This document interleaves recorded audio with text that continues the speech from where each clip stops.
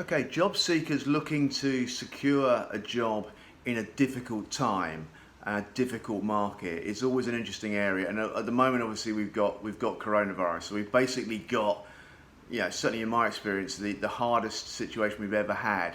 And I've been doing this for a hell of a long time. Now, what that does mean, apart from the obvious, that there's probably less jobs around than there are motivated job seekers, which obviously is a problem in itself.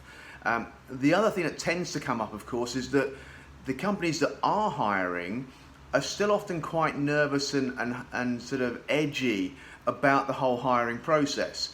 That might sound silly, but what I mean by that is that they are going to hire somebody, but they're still quite nervous about going forward. And they will be quite reticent, and they will often almost look for reasons not to hire somebody as much as the reasons why they should hire that person.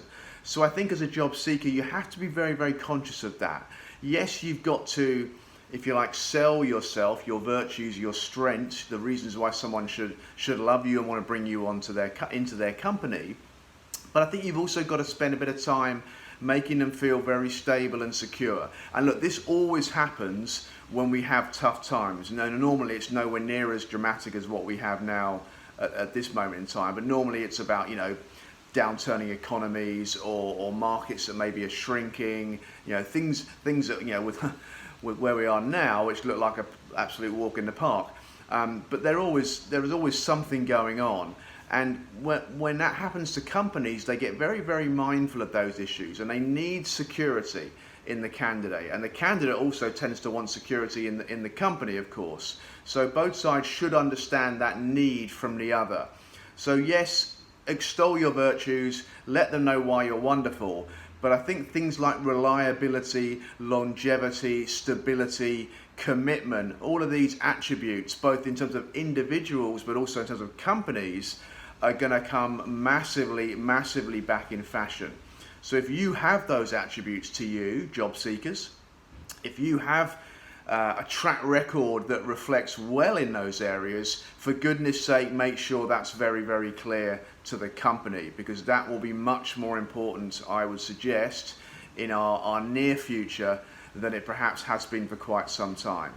And the other thing, just to leave you with, if I can leave you with a suggestion or a phrase, you've got to make the other side feel special.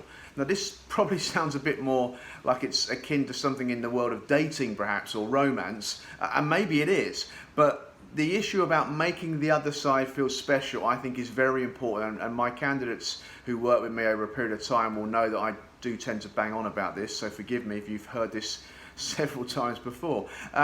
But it is important, and I would argue that right now when things are tough, it's even more important. You've got to make the other side feel that this isn't just something you're grabbing at because, hey, anything will do. Now, that might even be true.